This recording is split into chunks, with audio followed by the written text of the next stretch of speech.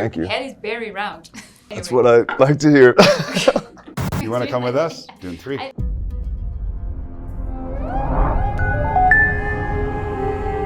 This world is beyond cruelty. I love this romance Thinking going about on lunch. here. Yeah, oh yeah. And I actually wanted to ask you, Timothée, because I'm pretty sure you're aware that you are part of movie history in the making with this film, and you are obviously a big part of it. Does it change how you see yourself and how you see everything on set? And when you see the whole thing, how does that experience change in your head and as you imagine it? No, I would say less. Not to downplay how grateful I feel to be in this movie. Or I think I speak for both of us then. But what I was happy with even showing up in the part 2 of this was just getting used to the size of the set, and because Denis is such an indie-minded film director, that it was just a bigger indie, you know.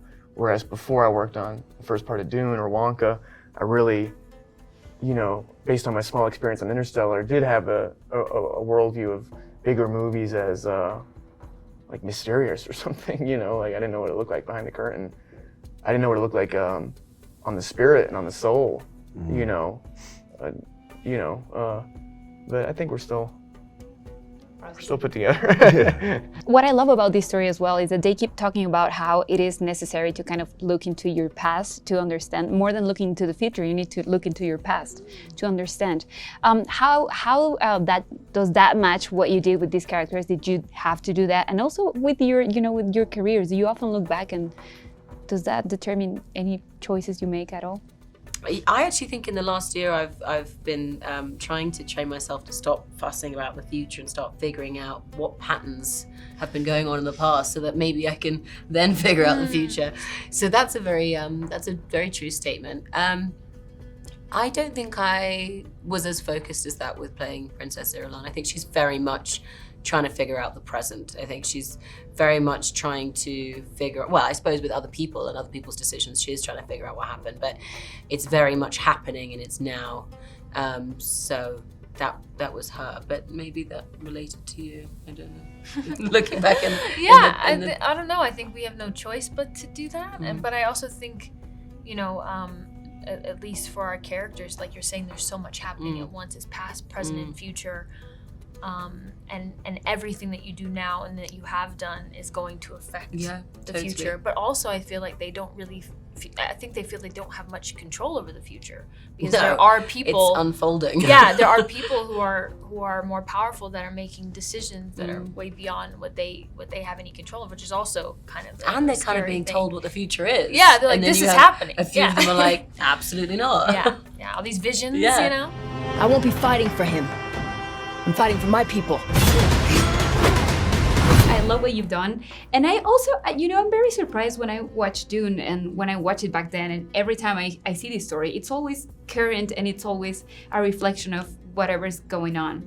Why do you think it's like such a current story, and it doesn't matter when you see it, you can always see what's going on in the world in this film? But I think that it's all start with the book. Frank Herbert had the kind of prescient at prescience. He had like, he foresaw what could happen if the current of the 20th century were going along where the world was moving. He saw and he did a projection, and that projection was Dune, and sadly was right about where the world what the world became, and this is one of the reasons I thought that the book will be relevant more than ever. That's why I wanted to make a new adaptation of it, because it felt sadly that the book was right.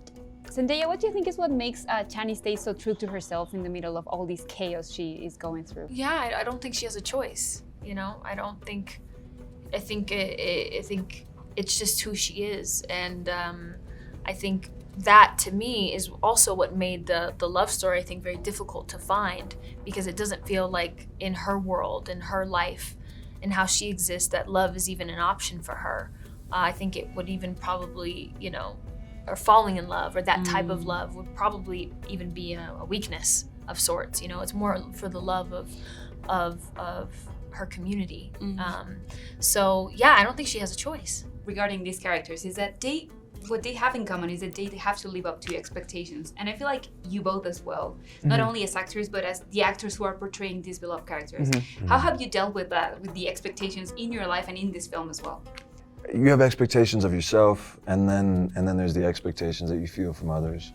And then the imagined expectations that you sort of project upon every person in the street. Every person in the street, and what they think.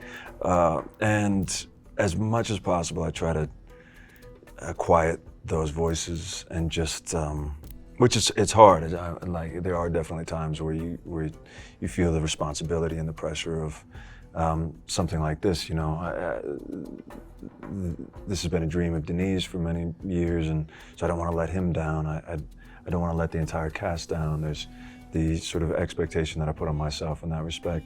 But in a way, I just see it as fuel. It gives you energy to work as hard as you possibly can and try to leave no stone unturned, and try to get out of the crippling expectation, you know, that can kind of hold you back. What do you think?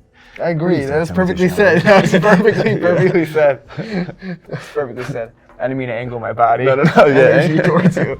The prophet. Why is that a bad thing? Use it. Because all my visions lead to horror. I love how expressive you both are. You have no eyebrows in the film, and still you can see everything in your eyes. This is a silly question, but is there a way to train that on screen? Like, do you try yourself in the mirror? Because both of you, also your sight is entirely different from beginning to end. Do you train yourself in the mirror? No. I mean, I don't know, the greater I can only speak for myself, but the more confidence you have in the director and the cinematographer, whereas here, these are the top people working, in my opinion, you know, you can kind of get lost in what you almost imagine the expression of your character to be. You're not on defense. That's how you know you can try things, in other words. You're not going to make it in if it doesn't resonate with Denis, you know. I think so much of it is how you're trying to affect the other person that you're looking at, you know. So I'm not necessarily thinking about what my eyes are doing. It's more how I'm trying to affect that person, and, or what I need from that person, or something like that, you know. I'm so glad I can't stop making eye contact with you both right now. Deal with this prophet. Show me who you are. Do you find it hard having the book so close to you all your life to kind of stay away from that story in other stories you maybe watch on movies or even your own stories? But the thing is, it's true that the book was absolutely influential in many, and one could say that Star Wars is a nice adaptation of Dune. So it's like there's a lot of the book influenced a lot of movies or other books, and so the only way I could make this adaptation was to try to reconnect to the images I had when I read the book at first, and to be faithful to those images coming from the subconscious. So it's like it's the only way to start to stay fresh and faithful to the book. Yeah. It is crazy that once you see Dune or read Dune, you cannot avoid seeing in it any other story you see on film. Has that happened to you? Because everything I see, I'm like, oh, that's like Dune. But that means it's a good movie and that it affected you. That's good. You start referring to everything through Dune's eyes. Yeah. That's good. I like that. Yeah. I felt that when I was there, when I was doing it. You know, there was something about, there's certain movies that you can't wait to end, not because you don't like them, but because you feel like you've given so much of yourself. Dune was a little bit different. Dune was exhausting in some ways, but we were out in the middle of the desert in Abu Dhabi, surrounded by 100 miles of nothing but sand. And when you first get there, you feel so insignificant. You feel so small, and it's a very strange, vulnerable feeling. And it's the same place that when I left, I didn't want to leave. I loved it so much. I fell in love with being able to go out. Javier and I went out one night and we looked at, in the middle of the sand and nowhere, we looked at Saturn, we looked at Uranus, we looked at all these different planets, and you're like, you can only see this here because it's so open. So yeah, it was a special time. Do you need an extra? Because I really want to. You want to come with us? Dune 3. I don't look feminine or anything. I think. Yeah, Dune 3. Girls, thank you so much. Thank I'm gonna you. leave this room knowing that my outfit was approved. It by you. was. You look amazing. I'm like, I don't want anyone to look me into the eye today. Thank you so much. Thank You're the you. best. Thank you. He who can destroy a thing has the real control of it.